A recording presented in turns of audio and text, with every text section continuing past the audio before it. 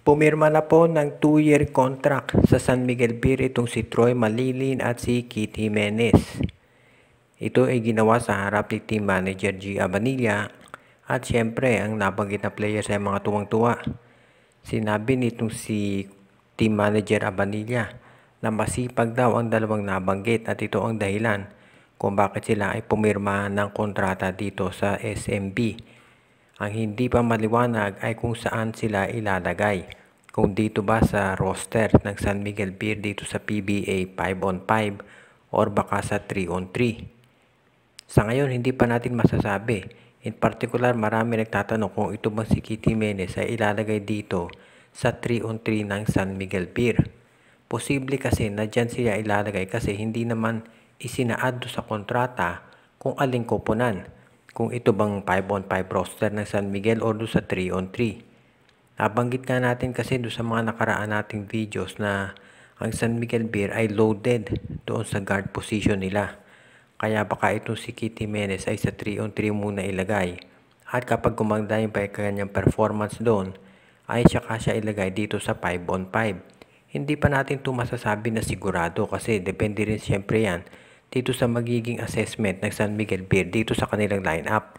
Dahil hindi pa natin natitiyak kung tapos na nga yung kumbaga yung Grigodo nila o kaya yung pag-a-add ng mga players dahil baka meron silang biglang i-trade at magkaroon ng opening dito kay Jimenez at kay Malilin. So sa ngayon ang importante, ang mga nabanggit na players ay nandito na sa SMB.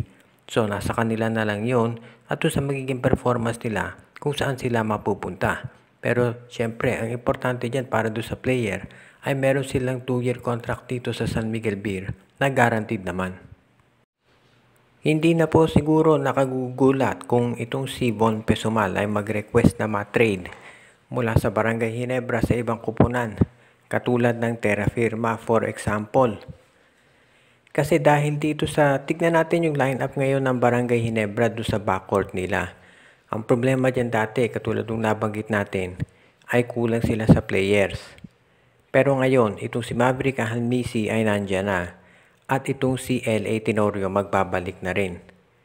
Nabanggit na nito si Coach Tim Cone na gusto niyang makita ito si Pringle at si Maverick Ahanmisi na naglalaro ng sabay. So ibig niya sabihin, ito si Maverick malamang yan ay gagawing shooting guard ng Barangay Ginebra at point guard si Stanley Pringle. Siyempre, ang mag-alternate sa backcourt na point guard itong si Stanley Pringle at si L.A. Tenorio at nandyan din itong si Nards Pinto. And of course, si Scottie Thompson pwede rin niya magbaba ng bola although nakapaglalaro din yan ng shooting guard o kaya small forward. Doon naman sa shooting guard, ang mag-alternate dyan ay itong si Maverick Ahanmisi and of course, alam natin si Jeremiah Gray. Injured nga itong si Jeremiah Gray. So malamang ang mangyayari dito, ito si Ahanmisi at si Thompson sa shooting guard at si L.A. Tenorio at itong si Stanley Pringle sa point guard. Samantala ito si Nards Pinto, pwede siya na maging shooting guard, pwede rin siya na maging point guard, depende sa pangangailangan ni Coach Tim Cone. At kapag bumalik na si Jeremiah Gray, lalong magiging loaded yan. Magiging Tenorio, Pringle, Pinto do sa point guard at itong si Maverick Ahanmisi at itong si Jeremiah Gray naman sa shooting guard. So wala na talagang lugar si Von Pesumal dyan. So kaya wag na tayo magulat kung ito si Pesumal ay matrade na ng Barangay Ginebra dahil kumbaga wala na talagang lugar para sa kanya doon sa lineup. Mukhang naka-jackpot itong Converge Fiber Xers dito kay Shawnee Winston. Naka 27 points ito doon sa panalo ng Converge kontra dito sa LA Sockers. Ito yung team na tinalo ng Gilas Pilipinas. Nakita natin ang ganda ng performance dito nitong si Winston. At syempre, napabilib ng husto itong si Coach Aldin Ayo at yung kanilang coaching staff paski ng ibang players. Yes, sabihin natin na ito'y tune-up game. Pero dito pa lamang nakita na natin yung potential nitong si Winston na maging scoring machine para dito sa Fiber Xers. Marami nga nagsasabi na parang nakabuti pa yung pag-alis ni Maverick Ahanmisi dito sa Converge dahil magkakaroon ng oportunidad talaga ito si Winston na ipakita kung ano ang kaya niyang gawin. Kumbaga, hindi na niya kailangan maging backup ni Ahanmisi. Siya na magiging main shooting option nitong Converge, lalo na wala si Anmisi at si Jeron Teng. So kumbaga, magiging go-to guy kaagad ng Converge itong si Shawnee Winston at napakalaking bagay yan sa confidence ng isang rookie. Kung napapanood ninyo ang laro nito sa UAAP, alam naman ninyo ang capability nito at yan ang dahilan kung ba't marami nagsasabi ngayon na talagang nagkamali yung mga PBA teams nang pinalampas ito. Tandaan natin doon sa mga mock draft, umaabot to na number 1 o number 2 pick. Kaya nga hindi makapaniwala yung karamihan nang bumagsak ito sa number 9. Kaya ang naging swerte nitong Converge Fiber Xers. Kaya sa ngayon, makikita natin pag open ng Commissioner's Cup kung gaano talaga katindi itong pag-score nitong si Shawnee Winston at kung bakit maraming mga fans ng Converge at maski na ng PBA ang excited itong makita.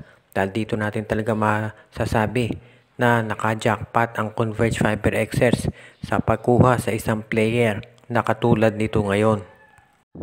Opisyal nang binigyan ng 2-year contract nitong Northport Batang-Pier itong si Xavier Lucero at wala namang nagugulat dito.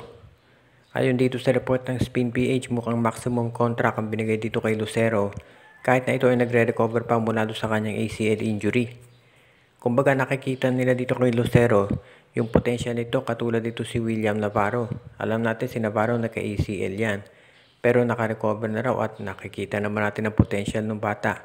Ilang games pa na naglalaro sa Northport, ang dalas 20-10 yung ginagawa niya. At kay Lucero maraming umaasa na ganyan din ang magiging contribution nito. Sabi nga nila, huwag sana itong pakawalan ng Northport Batang-Pier para naman kumbaga mag-bloom talaga yung career niyan. Pero maraming naniniwala na sooner or later, itong si Lucero ay hindi magtatagal sa Northport Batang-Pier at eventually ang magiging bagsak niyan ay either sa Barangay Ginebra or San Miguel Beer kung sino man doon sa dalawang teams na yon ang nangangailangan ng isang wingman na katulad niya. Pero syempre magdedepende rin yan sa magiging performance ni Lucero dito sa Northport Batang-Pier.